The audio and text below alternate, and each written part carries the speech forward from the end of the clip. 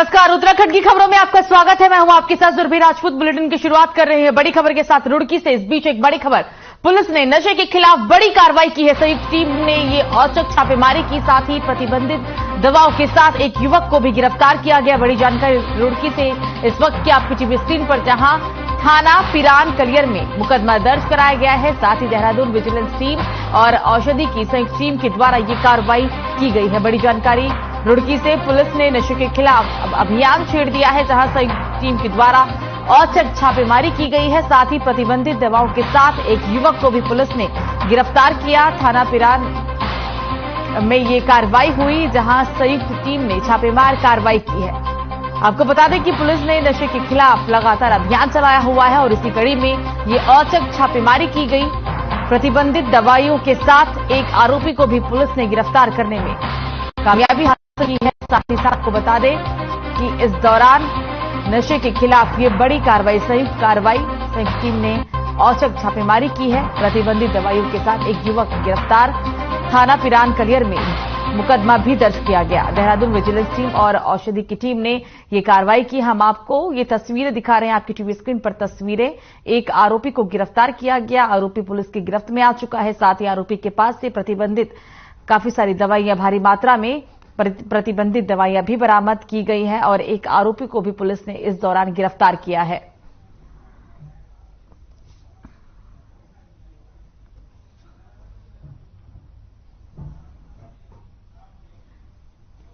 तो मुख्यमंत्री पुष्कर सिंह धामी ने जोशीमठ को लेकर कहा कि 70% लोग आज भी अपना काम कर रहे हैं। वहां की दुकानें खुल रही हैं, लोग अपने रोजमर्रा के काम में जुटे हुए हैं। साथ ही कहा कि प्रदेश में जल्द ही यात्रा सीजन भी शुरू होने वाला है और उन्होंने सभी से अपील करते हुए कहा है कि जोशीमठ को लेकर चाहे राजनीति की बात हो या फिर अन्य कोई बात, इस पर सभी को सकारात्मक सोच रखने की जरूरत है।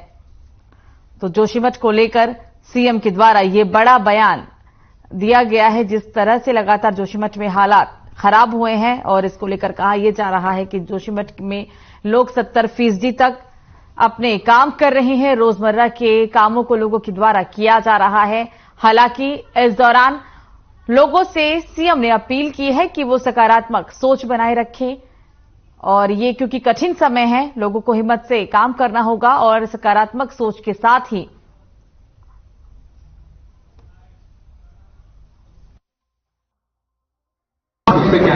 देखिए, अभी आना जाना ये अलग विषय है, लेकिन सभी को इस समय एक तो उत्तराखंड के जोशीमठ की जो घटना है, जोशीमठ की घटना को लेकर पूरे उत्तराखंड के अंदर आने वाले लोग, देश भर के आने वाले लोग, उनमें कोई संदेह की स्थिति पैदा न हो, ऐसा सभी जिम्मेदार लोगों को करना चाहिए।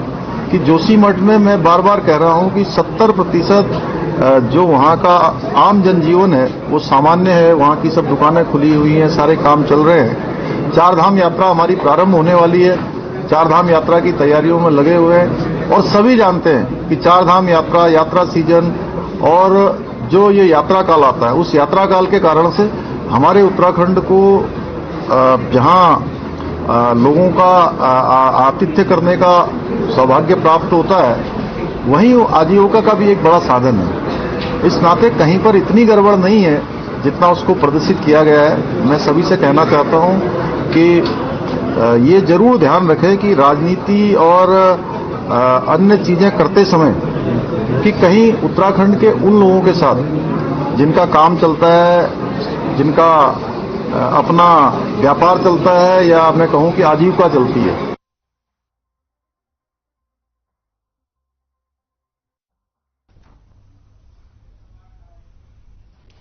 तो उत्तराखंड में नकल माफियाओं के खिलाफ प्रदेश सरकार एक और बड़ा कदम उठाने जा रही है, जिस पर मुख्यमंत्री पुष्कर सिंह धामी ने कहा कि नकल कराने वालों की संपत्ति को जब्त किया जाएगा। सीएम ने कहा कि नकल किसी भी तरह से हो, उसको लेकर सरकार सख्त कानून ला रही है। वहीं मुख्यमंत्री पुष्कर सिंह धामी का कहना है कि नकल करने वाले अभ्यर्थियों के खिलाफ भी कार्रवाई की जाएगी।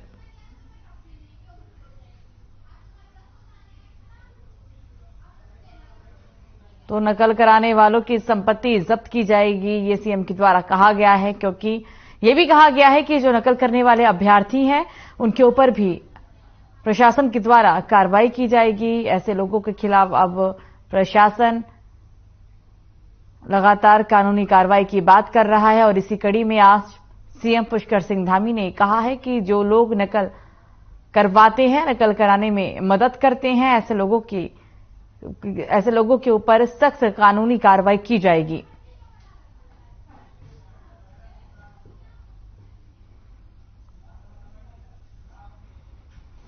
तो राजभवन में प्रदेश में बेहतर काम करने वाले अधिकारियों को सम्मानित किया गया। राज्यपाल गुरमीत सिंह और मुख्यमंत्री पुष्कर सिंह धामी ने अधिकारियों को सम्मानित किया है। प्रदेश सरकार के इस तरह से अधिकारियों को प्रोत्साहित करने को और अधिकारी एक अच्छा कदम भी बताया और साथ ही उनका कहना है कि उनके अंदर नई ऊर्जा का संचार होगा और वो और भी बेहतर काम कर सकेंगे। तो देहरादून में अधिकारियों को सम्मानित किया गया है। हम आपको ये कार्यक्रम के दौरान की तस्वीरें दिखा रही हैं। राज्यपाल और सीएम ने अच्छा काम करने वाले अधिकारियों को सम्मानित किया है। ये कार्यक्रम के दौरान की तस्वीरें आपकी टीवी स्क्रीन पर।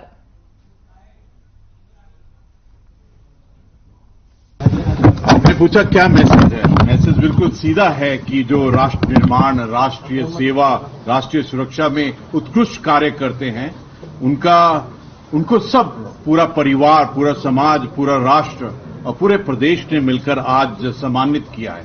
ये हम सबका इकट्ठा कार्य उनको सम्मानित करने का था, जो इतनी दुर्गम स्थिति में, पर्वत इलाका में, स्नो में हमारे बॉर्डर्स की रक्षा करते हैं और जिस तरह से काम करते हैं और उससे पूरे हर एक भारतीय को उनके ऊपर में नाज है। We are proud of them. और आज इकट्ठा मिलकर गणतंत्र दिवस के एक दिन पूर्व उनको सम्मानित किया गया है। मैं अपना पूरा ऋषिकेश से लेकर अपना पूरा चाइना बॉर्डर तक मेरा एरिया है जो हम संभालते हैं। मैं एज अ मेडिकल ऑफिसर वहां पर पोस्टेड हूँ। मेरा मेन काम वहां पर होता है अपने पेशेंट्स का देखभाल करना, उनका इलाज करना।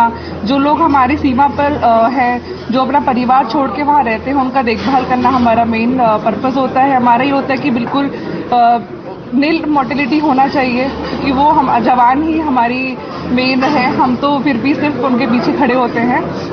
और बाकी आज के कार्यालय में हमें गवर्नर साहब ने बुलाया है, सम्मानित किया है हमारा और हमें प्रोत्साहन दिया है कि अब आगे और अच्छा काम ऐसे ही। तो प्रभारी मंत्री धन सिंह रावत ने जनता दरबार लगाया है, जहां उन्होंने लोगों की शिकायतें भी सुनी और मौके पर ही अधिकारियों को निस्तारण करने के निर्देश दिए। उन्होंने कहा कि लगभग 1000 से ज्यादा शिकायतें विभिन्न विभागों को थी और जिसके जल्द निस्तारण के निर्देश भी दे दिए गए हैं। तो दरबार में लोगों की समस्याओं को सुना गया और ये हम आपको तस्वीरें जनता दरबार की दिखा रहे हैं, जहां प्रभारी मंत्री ने जनता दरबार लगाया, लोगों की समस्याएं सुनी और लोगों की समस्याओं के निस्तारण के लिए मौके पर ही संबंधित अधिकारियों को दिशा निर्देश भी दिए गए। ये जनता दरबार के दौरान की तस्वीर। हमारी सरकार के द्वारा हर ब्लॉकों में सरकार जनता के द्वार के कार्यक्रम के अनुसार जो है आज हमने बाड़ी छिना में एक जनता शिविर लगाया है, जनता दरबार भी लगाया है, लोगों की भी सुनी है, बहुउद्देशीय शिविर भी लगाया है और इसमें सैकड़ों लोग आज प्रतिभाग भी हुए हैं। सैकड़ों लोगों ने अपनी शिकायतें भी की हैं। हमारे यहाँ पे सांसद जी भी हैं, जिलाधिकारी भी हैं, जिले के सभी अधिकारी हैं।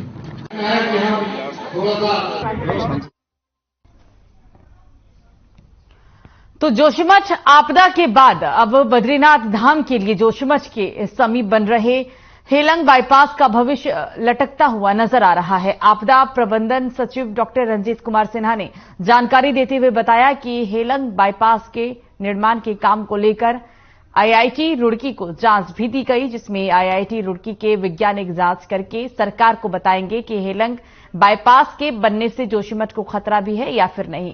साथ ही कहा कि वैज्ञानिकों को निर्देश दे दिए गए हैं और वो जल्द से जल्द अपनी रिपोर्ट भी सबमिट करेंगे, जिससे सरकार इस निर्णय को लेकर अंतिम निर्णय ले सके।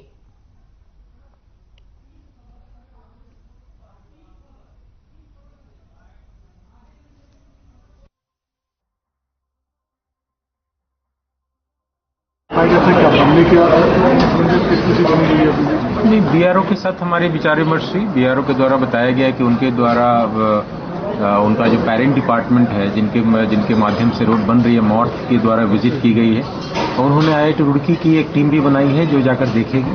हमने कहा है जीएसआई और आईआईटी रुड़की दोनों से दिखवा लें कि अगर रोड का कार्य प्रारंभ किया जाता है तो उसके कारण जोशी के ऊपर के हिस्से में कोई दिक्कत तो नहीं आ सकती।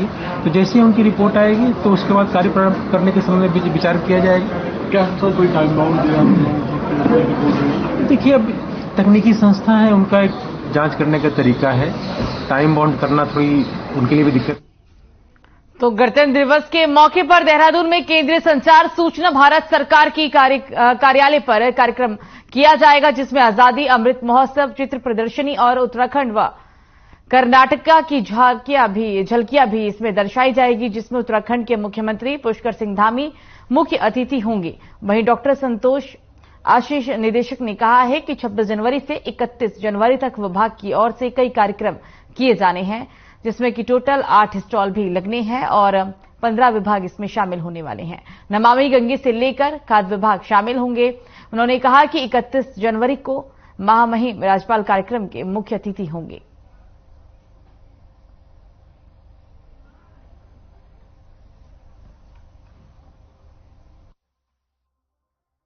रहे हैं और जिसमें लगभग 15 विभाग, जिसमें खासकर एमएसएमई अपने स्टॉल्स लगा रहा है 30 स्टॉल, खादी अपनी 40 स्टॉल लगा रहा है, स्वास्थ्य विभाग लगा रहा है, पोस्ट ऑफिस, स्टेट बैंक, बाल विकास, प्रधानमंत्री कौशल विकास योजना, ये सभी विभाग हमारे साथ उपस्थित हैं। नमामि गंगे का हमारे साथ इसमें सहयोग है और खादी का तो है ही और उन सभी विभागों का हमारे साथ सहयोग है। तो राष्ट्रीय मतदाता दिवस के मौके पर राजभवन में एक कार्यक्रम का आयोजन किया गया, जिसमें राज्यपाल गुरमीत सिंह के साथ में मुख्य निर्वाचन अधिकारी दिलीप जावलकर ने और कई अधिकारियों ने हिस्सा भी लिया है। आपको बता दें कि इस मौके पर उत्कृष्ट काम करने वाले अधिकारियों को सम्मानित भी किया गया, साथ ही कई जिलों के अधिकारियों को सम्मानित किया गया। मुख्य निर्वाचन अधिकारी दिलीप जावलकर का कहना है कि आज भारी संख्या में छात्र छात्राओं ने कार्यक्रम में हिस्सा लिया। उन्हें प्रजातंत्र की प्रणाली के बारे में बताया गया। राष्ट्रीय आयोग हमारा निर्वाचन का है, उनके द्वारा यह एक परिपाटी बनी हुई है कि जिस दिन इसकी स्थापना हो गई थी उस दिन को नेशनल वोटर्स डे के रूप में मनाया जाता है और उस समय इस क्षेत्र में जो अच्छे कार्य करते हैं, उसका प्रचार प्रसार में जो कार्य करते हैं, नए वोटर्स हैं, ऐसे विविध क्षेत्र के व्यक्ति जिन्होंने इस निर्वाचन की प्रक्रिया को और सबल बनाने में मदद करी हुई है, निर्वाचन जो है निष्पक्ष रूप से जो है कराने में। तो देहरादून जिला प्रशासन की ओर से जरूरतमंद लोगों को गर्म कपड़े भेंट किए जाने के लिए स्मार्ट सिटी लिमिटेड की ओर से इलेक्ट्रिक बस चलाई जा रही है, जिसमें कपड़े भेंट करने के लिए बॉक्स भी लगाया गया है। देहरादून जिलाधिकारी सोनिका ने कहा है कि सर्दियों का मौसम आ गया है, बहुत सारे लोग होते हैं जिनको गर्म कपड़े नहीं मिल पाते हैं और इसके लिए ही जिला प्रशासन की ओर से ये पहल की जा रही है। उन्होंने जनमानस से अनुरोध किया कि जिनके पास अतिरिक्त गर्म कपड़े हैं, उनका प्रयोग नहीं कर रहे हैं, वो स्मार्ट सिटी की बस में रखें और बॉक्स में कपड़े भेंट कर सकते हैं। आम जनता भी देहरादून जिला प्रशासन की मुहिम का समर्थन करते हुए नजर आ रही है। इस पहल को बताते हुए लोग एक दूसरे से अपील कर रहे हैं कि सभी इसमें बढ़ चढ़कर सहयोग करें।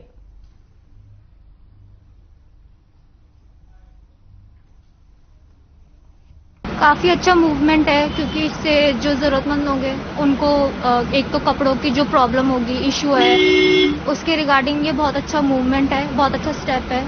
और क्योंकि जैसे हमारे पास काफ़ी वेस्ट कपड़े होते हैं जिनको हम ऐसे ही थ्रो कर देते हैं या किसी रिसाइकल नहीं कर पाते, तो ये बहुत अच्छा ऑप्शन है कि हम ऐसे कपड़े किसी नीडी को दे पाएँ।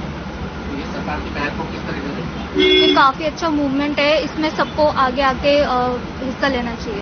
काफ़ी लोग डालते हैं इसमें कपड़े, अच्छा ही चल रहा है।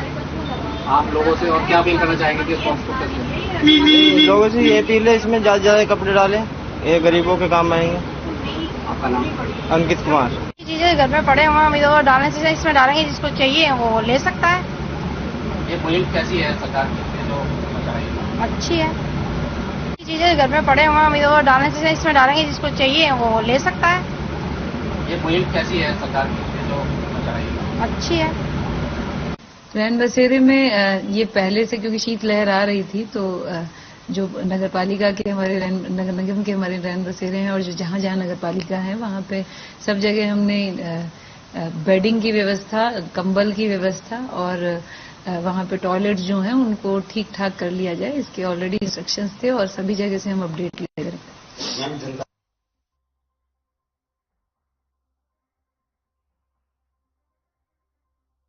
संगठन से जुड़े पदाधिकारियों ने उत्तराखंड प्रदेश से जुड़े कई अहम मुद्दों पर अपने 15 सूत्रीय सुझावों के साथ मुख्यमंत्री पुष्कर सिंह धामी से मुलाकात की।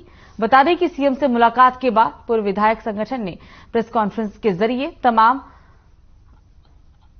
सामाजिक मुद्दों पर अपनी बातचीत भी साझा की है। साथ ही साथ आपको बता दें कि पूर्व विधायक संगठन के अध्यक्ष लाखीराम जोशी ने मीडिया से जानकारी साझा करते हुए कहा कि संगठन के मुहाने पर रिटायर होने के बाद दोबारा नियुक्त होने वाले अधिकारी निशाने पर हैं और इसके अलावा आउटसोर्स के माध्यम से हो रही भर्तियों पर भी प्रतिबंध लगना चाहिए। उत्तराखंड में विस्थापन नीति के तहत ही लोगों को बसाया जाए। आग की जद में आने वाले लकड़ी के मकानों को आपदा नीति में शामिल किया जाए ताकि जमीनी तौर पर प्रभावितों को मदद मिल सके। पूर्व विधायक संगठन ने राज्य सरकार को हिमाचल प्रदेश की तर्ज पर उत्तराखंड में भी भू कानून लागू करने का सुझाव दिया। इसके अलावा प्रदेश में जनसंख्या नियंत्रण पर सरकार ठोस रणनीति, मूल निवास अनिवार्य रूप से लागू करने, पलायन पर ठोस रणनीति बनाने, पर्यटन और उद्यान के लिए ठोस नीति, भर्ती में आरक्षण की व्यवस्था का सुनिश्चितकरण जैसे मुद्दों की पैरवी की गई है।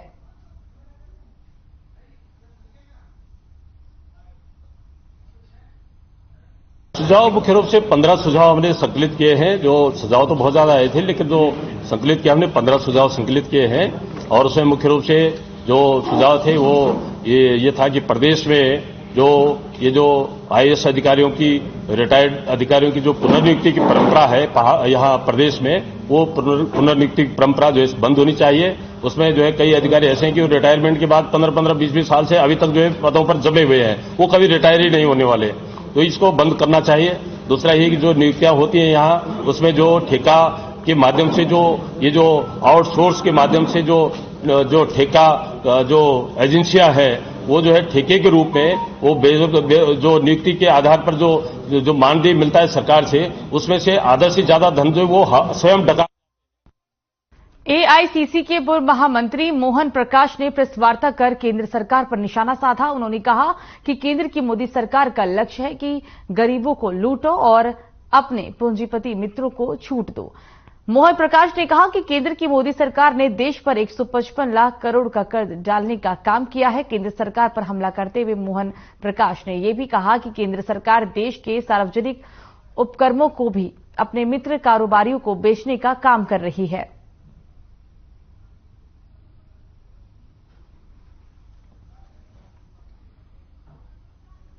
शुरू में कहा कि वो सामाजिक परिवर्तन की यात्रा थी, ये सत्ता परिवर्तन की यात्रा है। लोकसभा विधानसभा देश में आज आप सोचिए कि अगर हमारा संविधान नहीं बचेगा तो हम कहां बचेंगे। आज जो हमला संविधान पर हो रहा और यह हमला उपराष्ट्रपति जैसे पद पर बैठे हुए व्यक्ति के द्वारा सुप्रीम कोर्ट पर हो रहा और कह रहे हैं कि देश के जो मूलभूत संविधान का जो मूलभूत ढांचा है उसमें परिवर्तन होगा। तो ये कितनी खतरनाक बात। तो आज पूरे देश में 25 जनवरी को 13वें राष्ट्रीय मतदाता दिवस के रूप में मनाया जाता है, जिस पर निर्वाचन आयोग के निर्देशानुसार आज मतदाता दिवस को एक संकल्प के रूप में जसपुर कोतवाली में कोतवाली प्रभारी निरीक्षक ने समस्त सब इंस्पेक्टर व कांस्टेबलों को शपथ भी दिलाई। वहीं आपको बता दें कि नगर पालिका प्रशासन ने नगर पालिका कर्मचारियों को एवं बूथ केंद्रों पर वीएलओ ने अपने अपने बूथों पर मतदाताओं के साथ शपथ ली। शपथ लेते हुए 18 साल की आयु पूरा करने वाले मतदाताओं को अपने मत का प्रयोग करने संबंधित जानकारी दी गई है।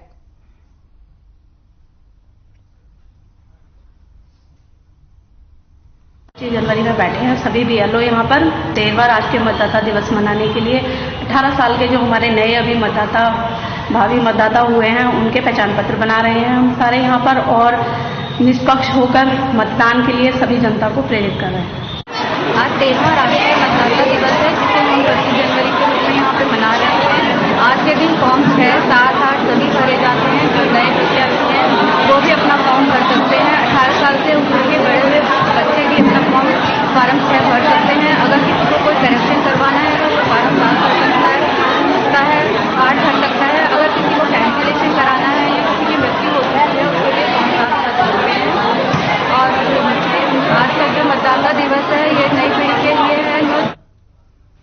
तो खबर अल्मोड़ा की विकासखंड रिजल्ट से, जहां ग्राम पंचायत विकास अधिकारी और ग्राम विकास अधिकारी स्वर्ग का कार्यात्मक आमलेनन के विरोध में ब्लॉक मुख्यालय में हड़ताल और कार्य बहिष्कार किया गया। हड़ताल के चलते सारा कामकाज ठप हो गया, जिससे ग्रामीण परेशानियों का सामना करते हुए नजर आ रही हैं। आपको बता दें कि कार्य बहिष्कार में विकासखंड एसोसिएशन अध्यक्ष मनोज रावत, महामंत्री रविंद्र कुमार सागर, नीरज कुमार, विकास कुमार, विजय मनराल, पंकज कुमार आदि कर्मचारी मौजूद रहे।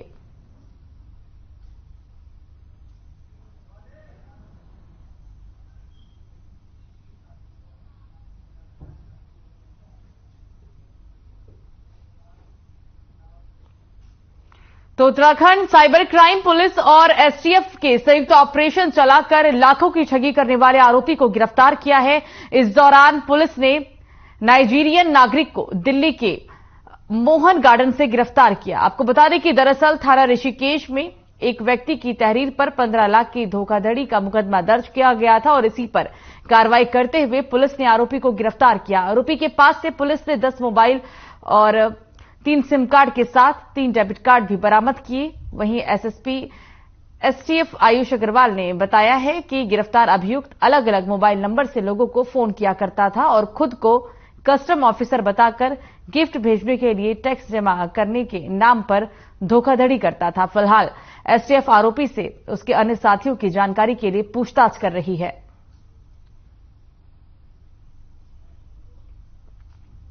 तो पुलिस के हाथ ये बड़ी सफलता हाथ लगी। एक नाइजीरियन आरोपी को पुलिस के द्वारा गिरफ्तार किया गया है और इसके पास से हालांकि काफी संख्या में मोबाइल फोन 10 संख्या बताई जा रही है। जो मोबाइल फोन बरामद किए गए, 3 सिम कार्ड भी बरामद किए गए हैं। लगातार आरोपी से पूछताछ भी किया जा रहा है और कहा जा रहा है कि हो सकता है कि पूछताछ के बाद और भी कई खुलासे युवक के द्वारा हो सकते हैं।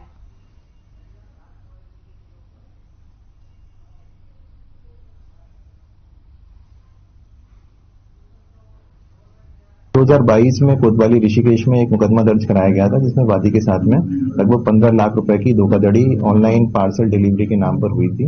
उसकी विवेचना जो साइबर क्राइम पुलिस स्टेशन है उसको ट्रांसफर की गई थी। उसमें कार्रवाई करते हुए साइबर क्राइम पुलिस स्टेशन की टीम द्वारा दिल्ली से एक नाइजीरियन मूल के व्यक्ति को गिरफ्तार किया गया है, जिसके द्वारा इस प्रकार की धोखाधड़ी को अंजाम दिया गया था और उसके कब्जे से बड़ी मात्रा में एटीएम कार्ड, इसके अलावा पासबुक और मोबाइल फोन और सिम बरामद किए गए हैं।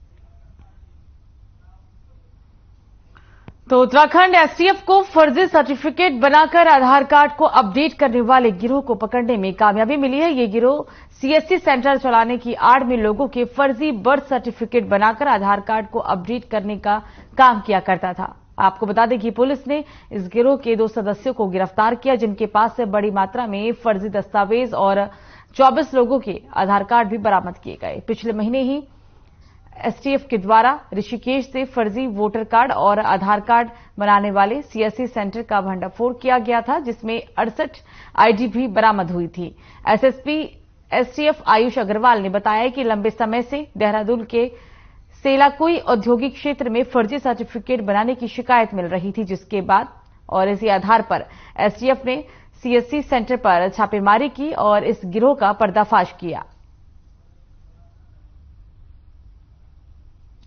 तो आधार कार्ड अपडेट करने वाला गिरफ्तार हुआ है। 24 लोगों के आधार कार्ड भी बरामद किए गए। हालांकि पुलिस के द्वारा पिछले महीने भी कार्रवाई की गई थी और इसी तरीके से गिरोह का भंडाफोड़ भी किया गया था, लेकिन ये बड़ी कामयाबी एसटीएफ को मिली है।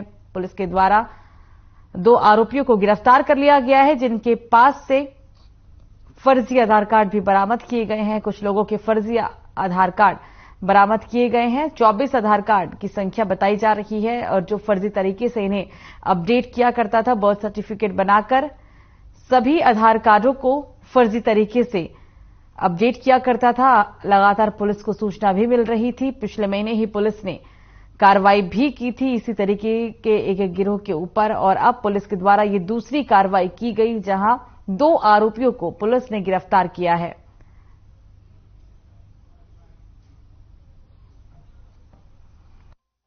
CSC सेंटर का पर्दाफाश किया गया है, जहां पर कि वेबसाइट के माध्यम से लोगों के फर्जी बर्थ सर्टिफिकेट बनाकर उनके आधार कार्ड में डेट ऑफ बर्थ को चेंज किया जा रहा था। ये जो सेंटर था ये सेलाकुई एरिया में चल रहा था। 2 व्यक्ति इसको संचालित कर रहे थे, जिन दोनों को गिरफ्तार किया गया है। एक काफी बड़े लेवल पर नेटवर्क चला रहे थे। इनका प्राइमरी फोकस जो था, जो फैक्ट्री में काम करते हैं अंडर एज के बच्चे, उनकी जन्म तिथि में चेंज करके उनको मेजर दिखाकर उस आधार पर उनको आगे एम्प्लॉयमेंट मिल रहा था। और जो इसमें वेबसाइट का पता चला है जिसके माध्यम से फर्जी बर्थ सर्टिफिकेट बना रहे थे, एक पैन इंडिया वेबसाइट है जिसका कि कई अलग अलग राज्यों में संचालन हो रहा है।